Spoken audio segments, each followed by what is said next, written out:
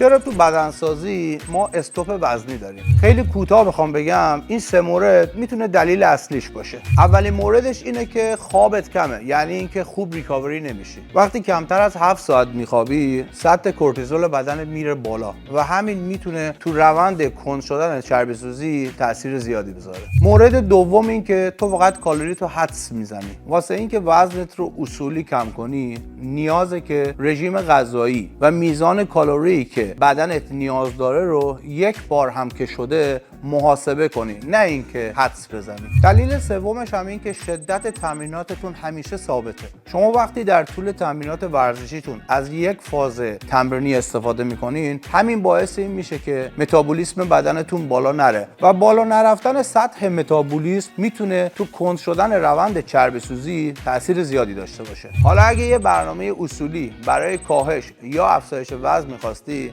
همین الان کلمه برنامه رو برام کامنت کن.